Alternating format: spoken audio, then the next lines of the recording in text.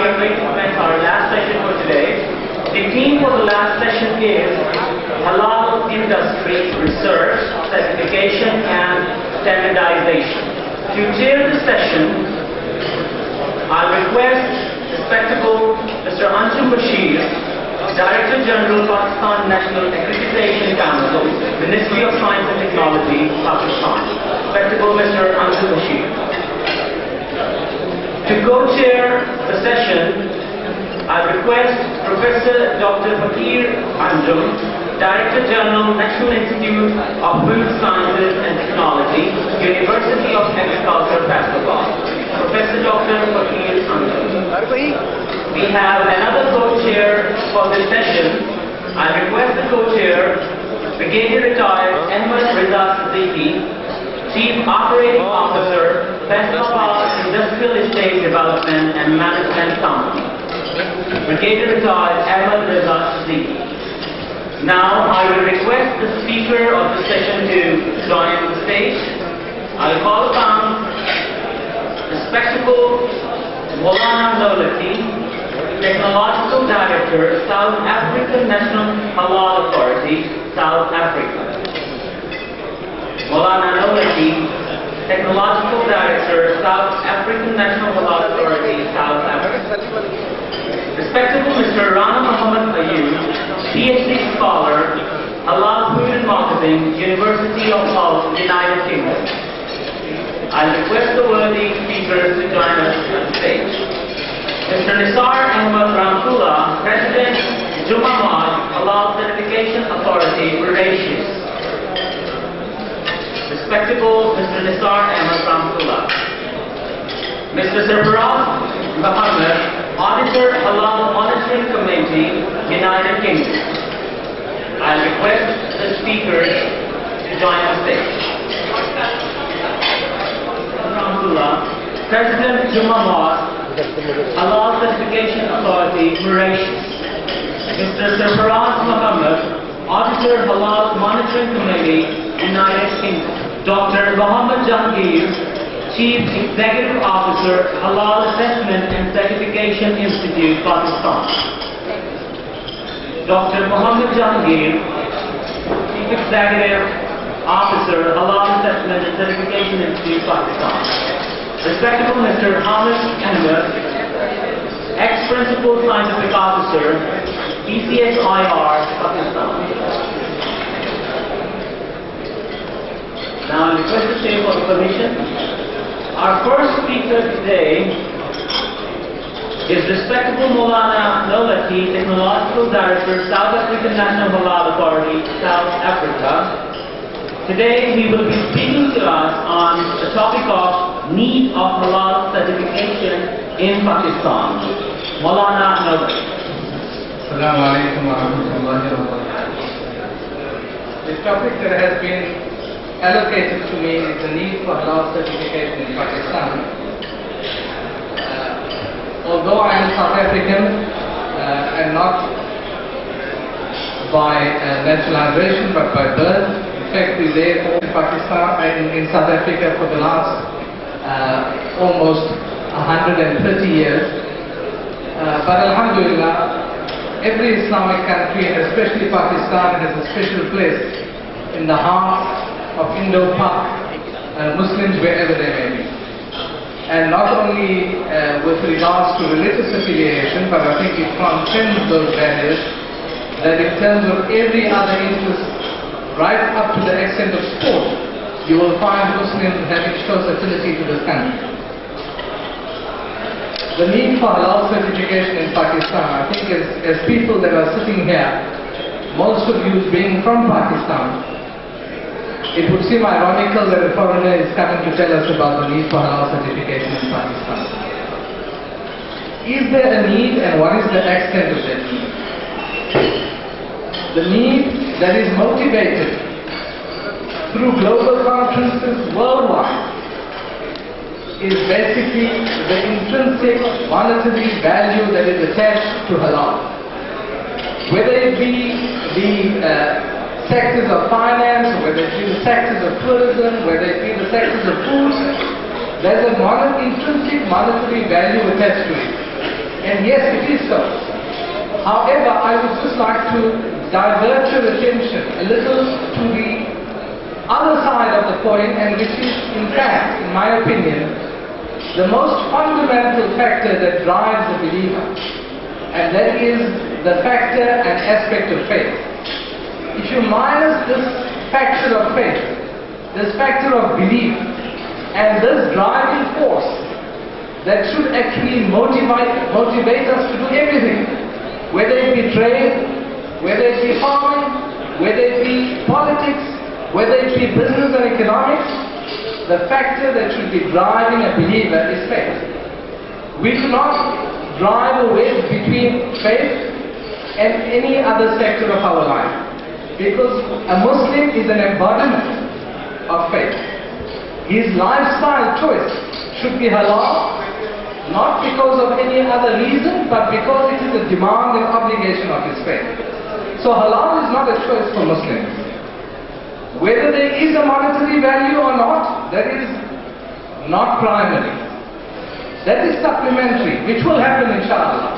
In every command of the Almighty there is goodness. In every command of the Almighty there is benefit, worldly, material benefit as well as spiritual benefit. And I think we should keep this focus in mind. The various ayat in the Quran Kareem that Allah subhanahu wa ta'ala has emphasized halal, it is linked directly to righteousness, to virtue. And consumption of haram is linked again to animosity, to fasad, to violation, to corruption. And shaitan desires that he prevents you from righteousness and virtue by consumption of haram. So I think this is fundamental, that I need delegates here just for a moment to shift your focus away from the huge benefits that you will accrue, and yes, you will accrue. Most definitely you will accrue, inshallah. But digress and just take you away from that monetary value to this factor that it is a demand of our faith, it is an obligation of our faith. Now, we ask ourselves the question, why Pakistan? And similarly, we can ask ourselves the question about any other Muslim country. Why is there a need for halal certification? In a Muslim country, when we're all Muslim, the country is an Islamic republic, the population is almost 200 million, 95% plus of the population are all Muslim persons, manufacturers are Muslim, traders are Muslim, consumers are Muslim, the entire supply chain is Muslim. What is the need then for halal certification? And yes, some 7 years ago, when the South African halal organization, SANHA, more popularly known by the global halal industry as SANHA South Africa, was called upon by the Pakistani industry by some people who obviously, again, were not motivated by a religious motivation, but purely they were seeking out for a recognized international halal certification body that could assist them. And they found this affinity with our organization after various meetings in Malaysia, and when they attended and visited South Africa, that they called upon us to say, listen, how can you assist us? We had difficulty exporting our product. So again, this motivation was not motivated by serious conviction, but it was a motivation, and accordingly we assisted them. But at that time, what was the perception, and what is the perception even now amongst many? What can be haram in Pakistan? The very connotation of the country, the very people that are its inhabitants, the strong Pakistan is known worldwide as that country which is orthodox in terms of its religious following. So what then can be non-halal in Pakistan? The other aspect is where and how can we expect a Muslim to sell non-halal? Muslims don't deal in haram products. Muslims don't purchase haram products. And Muslims don't consume haram products. That's a perception. Halal relates to meat slaughter only. And this is really, as my friend, Brother Asad Sajjad outlined, that it is far beyond the ambit of just the meat industry. Halal affects every aspect, especially in what I'd like to just highlight through this presentation. The ambit of halal, we are talking specifically in the context of dietary law, although there are huge other categories that have come about, but let's just for a while focus on the ambit of food and beverages. Next slide. The concern. The raw materials that are used are imported. So even if a product is manufactured in Pakistan, that product constitutes 25 to 30 to 40 different components which may be coming from 15 to 20 different countries. Are those raw materials halal?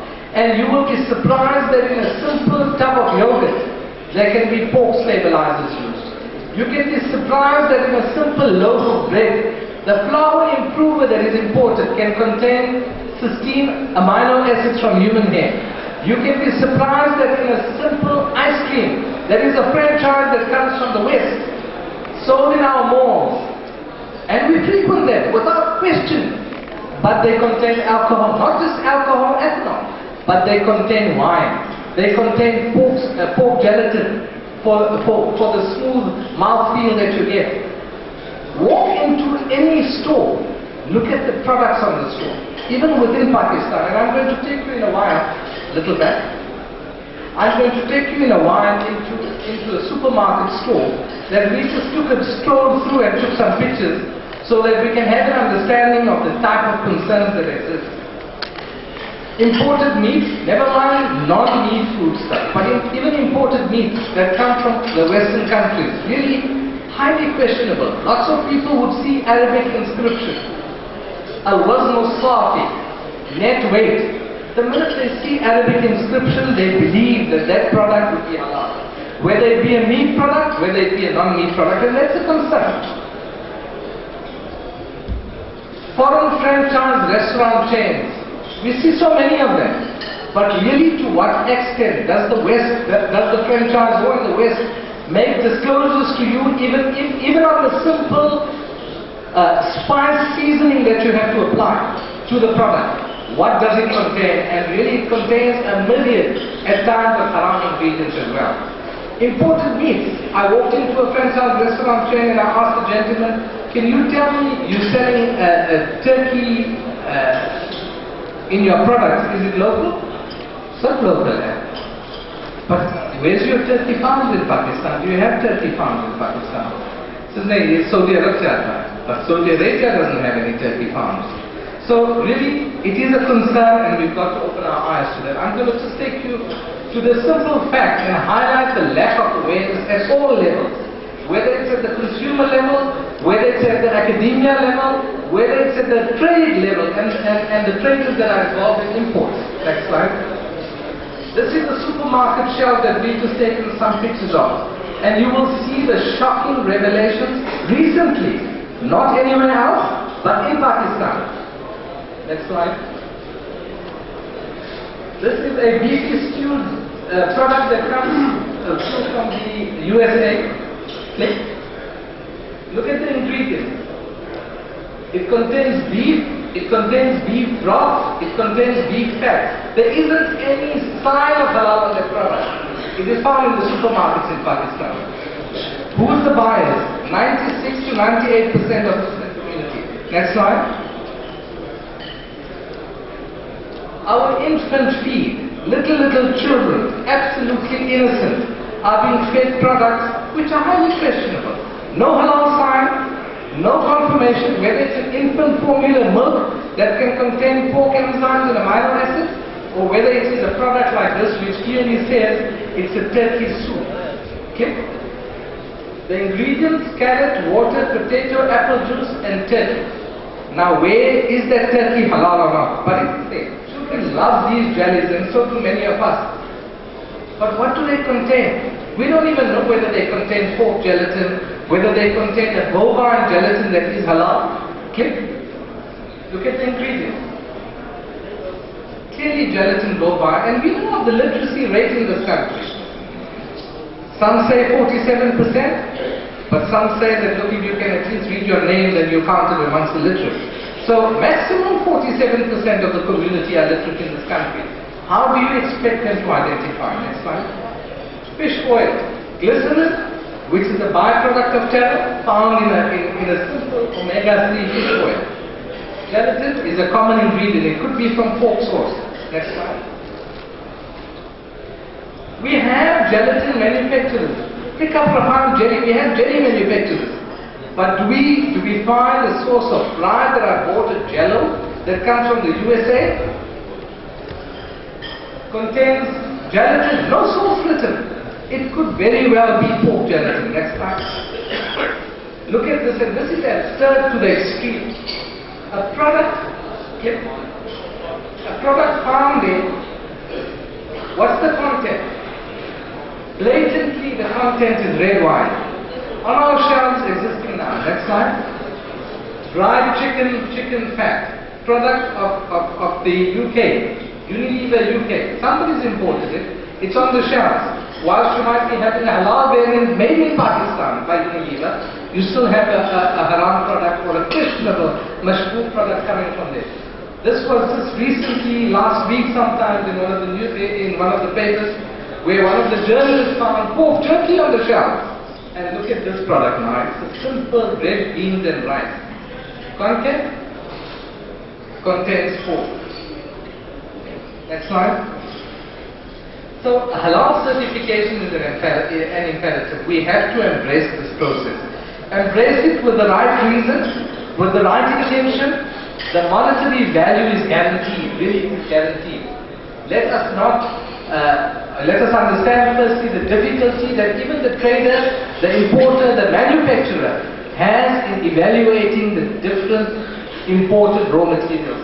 You need the expert input from a professional organization doing certification. There are complexities that are involved. One slide back, please. And this whole idea, really, this lack of awareness has to be addressed. Whether it's seminars of this nature, whether it's through research being done by the academia, whether it is the ulama's responsibility through the madaris and through the masajid of the country to educate people.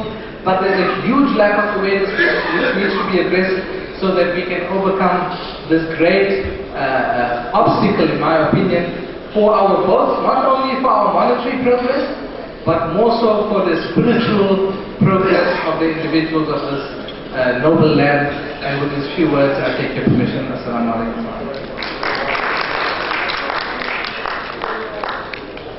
Thank you very much, sir. Our next speaker of the session is Mr. Rana Muhammad Ayub, a PhD scholar, Halal Food and Marketing, University of Hull, United Kingdom. Today he'll be speaking on evidences about halal spreading in big companies in non-Muslim countries and required strategies. Mr. Rana Muhammad Ayub. Thank you very much for providing me the chance to speak here.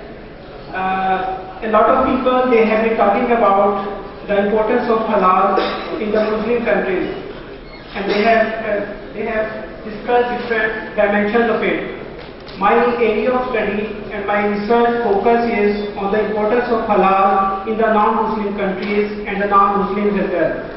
And this is my research topic for PhD. I'm doing this in UK. So today at this forum I'm going to discuss a few evidences, research evidences, as well as some market-oriented evidences, how this halal is going to be accepted in the non-Muslim countries, and what we should do in keeping this thing in our mind. Might be my presentation will be totally different, or it will create some confusion in you, but look at the evidences, please. The first slide is the main focus of my presentation, that halal is not today, halal is not for the only Muslims. It has got importance to the non-Muslim world. When we talk about Muslims, so we mean only 1.5 or 6 billion population of the world. But look at the height of the importance of halal when we talk about halal that is being accepted by the whole world population of around 7 billion population. And there is the main opportunity for the Muslim countries, Muslim traders and Muslim businessmen.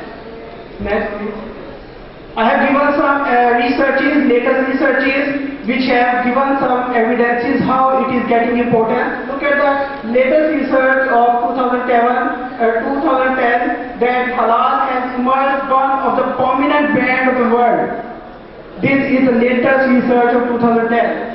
Then research by Berry 2008 says that halal has become the strongest brand of the world. What they need, the traders, the businessmen, what they are doing, they are just focusing on the branding and labeling, that's it. And they are getting the whole benefit of this market.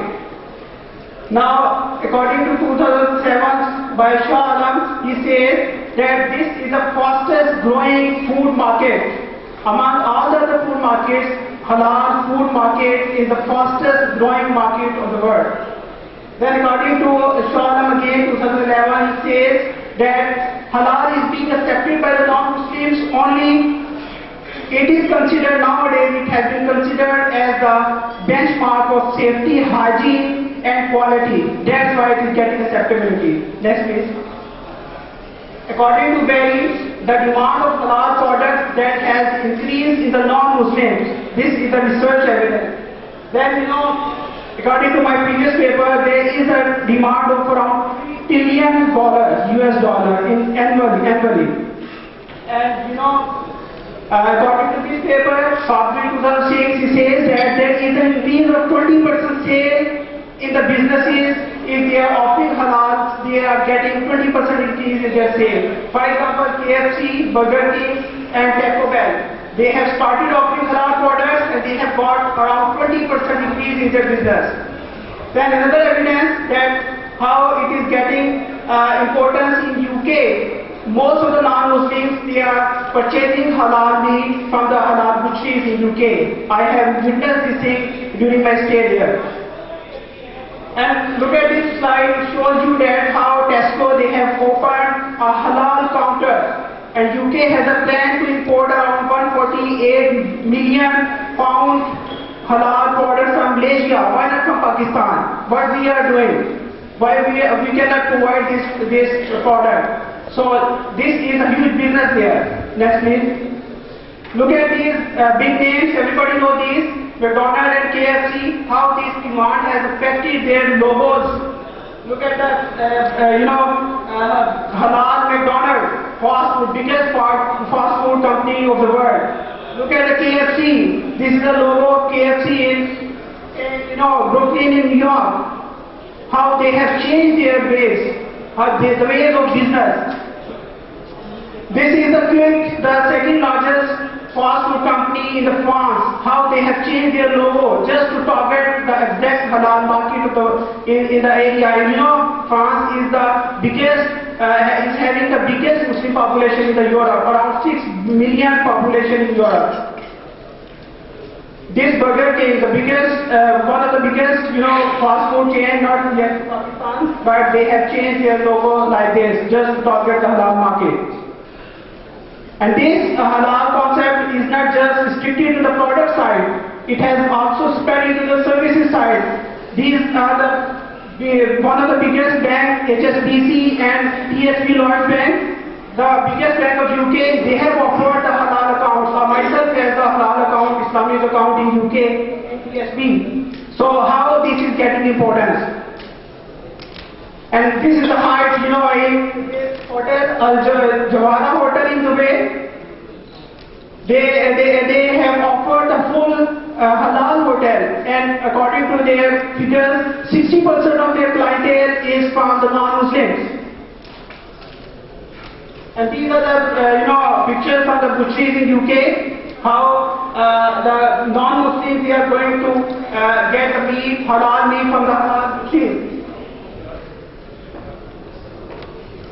Next please. This is the Marhaba. Their clientele, 1/4 clientele is the non-Muslims. Next. These are the biggest, chain of Asda, the subsidiary of this Walmart in UK.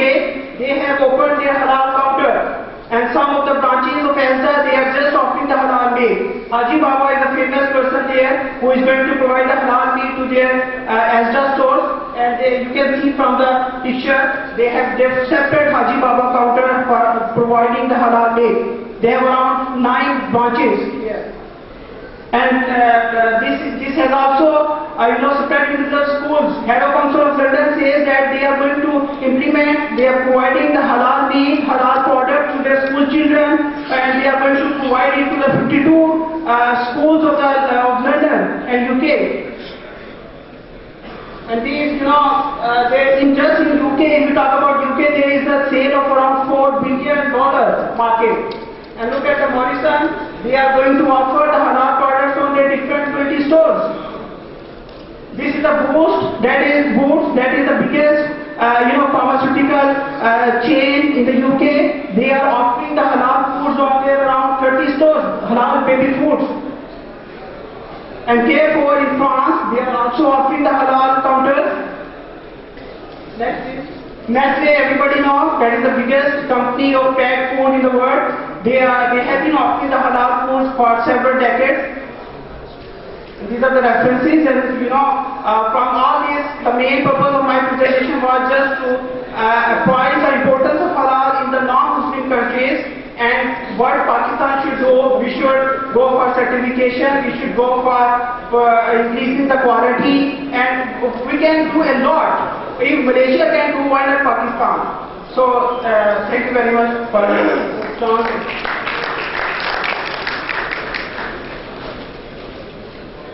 Thank you very much, sir. We have with us the honor of having His Excellency Ishaq Lazik Indonesian Ambassador to Pakistan. We cordially welcome him on this event. Once again, we cordially welcome His Excellency Ishaq Lazik Indonesian Ambassador to Pakistan. We extend our gratitude for his arrival at the event. Put your hands together.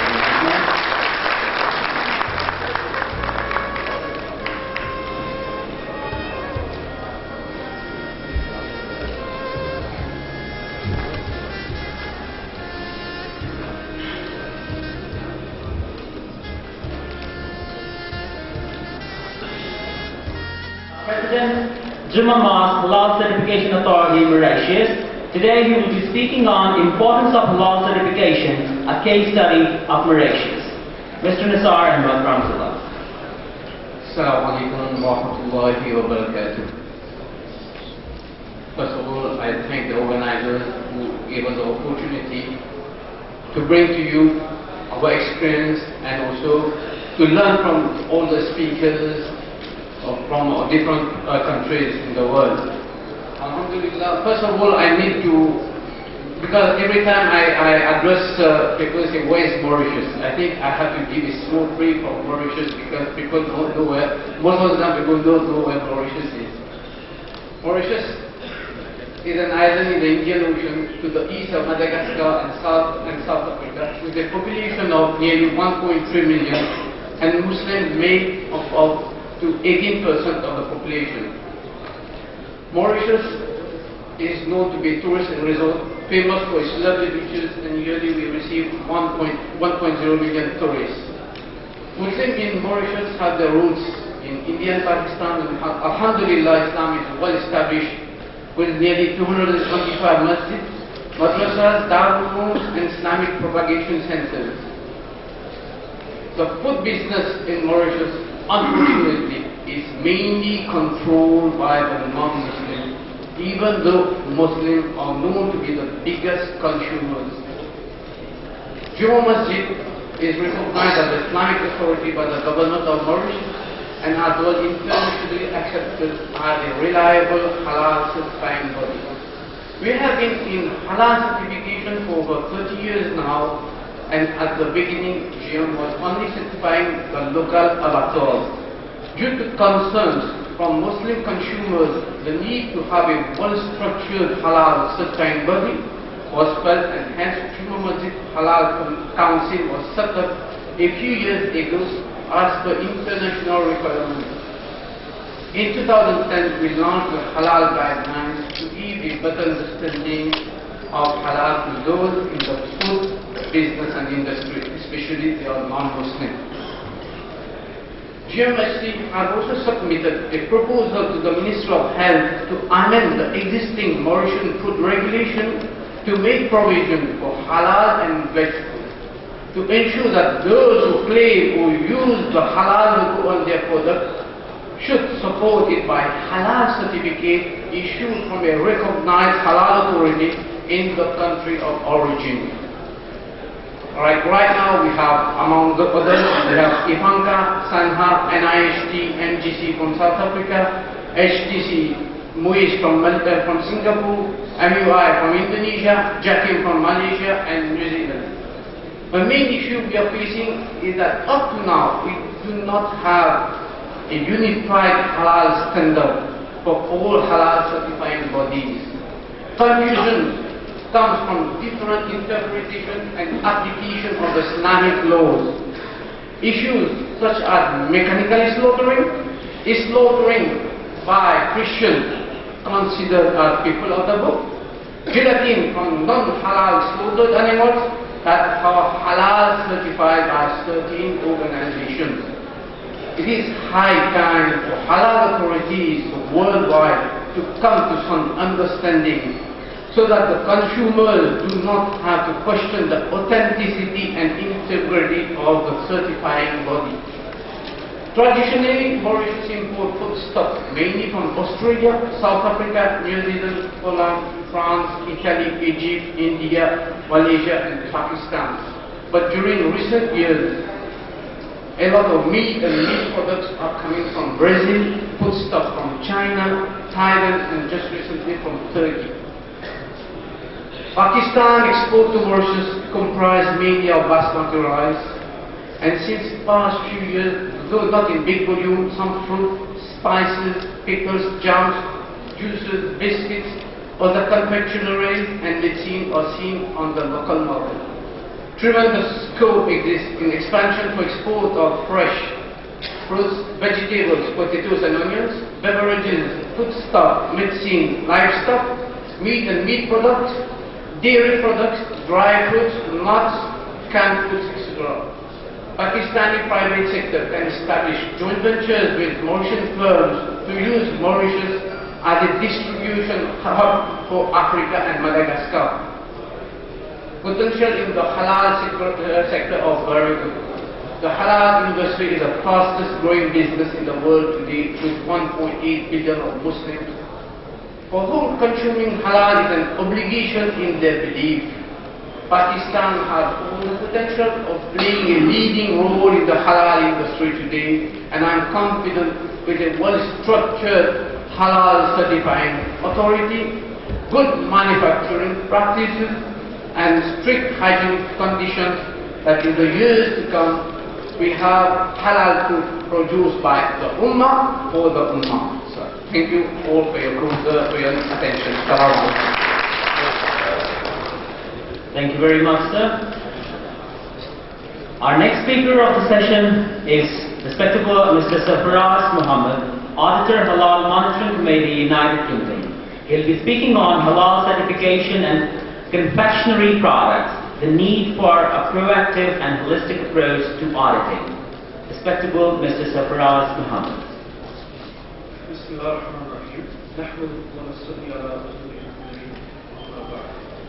Just before I start, just want to mention firstly that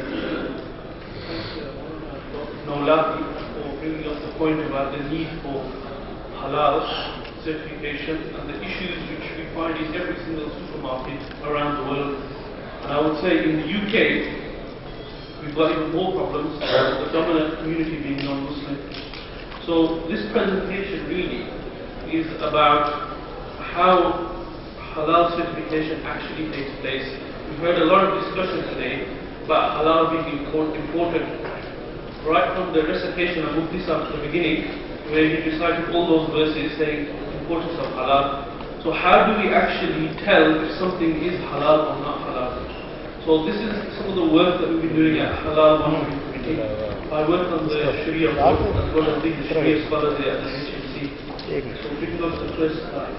The main objective of this presentation is to give everybody an idea as to what a holistic halal audit is. So, go for it. So here, many people here are working in the halal industry. However, not many would be probably familiar with the ins and outs of how halal certification process takes place. So the first point I'll look through is how is the halal holistic audit conducted? What criteria are we looking for? How do we know if it's halal or not? Secondly, okay, now we might have some of the ideas as to what kind of things might be you need to look at. How do you apply that in a real scenario? And so one of the audits we conducted was of a confectionery plant, and we'll go through that. Finally, we'll look at another aspect which is important to show how audits can become effective. The more transparent and clear we are with the applicant and the manufacturer, the more beneficial the whole process will be. So these are the three main points I'll cover briefly, hopefully before any notes start coming my way. Okay, correct. Okay, the key points. Ingredients check.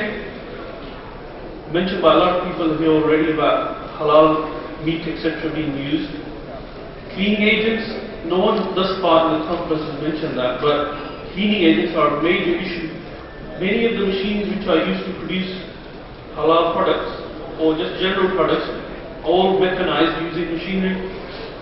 They are all cleaned down with disinfectants. Many times we found, particularly in the UK, they use alcohol-based ingredients, and the reason for that we'll go through as well. Manufacturing process, how do they actually deal with the different ingredients when they start using them in the manufacturing? The packing, again, that's not been discussed yet. Packing can have an influence on the halal aspect. Likewise, storage and transport is also an issue to do with halal. The example we'll look at is firstly of confectionery. Can you go to the next slide? The manufacturing plant which was making the confectionery, they were using gelatin. However, the gelatin being used was specified that it would only be bovine source. If it was made from porcine source, HMC policy is that they wouldn't really go into that type of certification to start with because of the large potential of contamination. You might recall from one of the earlier presentations that we had somebody mention that porcine gelatin, there may be some difference of opinion amongst scholars regarding it. The vast majority of the scholars, till today, including the OIC Fiqh Council, they consider it haram. That's the general opinion, that porcine gelatin is haram. That's the policy HMC follows as well. The cross-contamination, another point mentioned just recently again. Even if it's not porcine gelatin, assume that you've got bovine gelatin. You've got two forms. Either it's been slaughtered properly or it's not been slaughtered properly. So you have zabiha and non-zabiha. How will we know that this is the zabiha one which is being used? That's where the halal certification is important. If we move on. The plant that we certified, they were using both types. They had zabiha gelatin and non-zabiha gelatin. Now I'll just mention a brief point here, if time allows. The non-zabiha gelatin, we didn't say it was haram, but they were importing it from Brazil. So they were bringing this gelatin from Brazil, said halal on it. No way of verifying who certified it. The Brazilians or anyone from their government, no idea. So we didn't take it into consideration. We considered it as not being halal for our certification. So, if you go on to the next point. The first point here, the bovine gelatin, including the high and non-zabiha, is not considered to be impure by many contemporary scholars. It's an important point to note. Although it's not permissible to eat the non-zabiha, skin, the hide, it is considered pure. Just like, for example, if somebody tans the skin and it becomes a leather jacket or a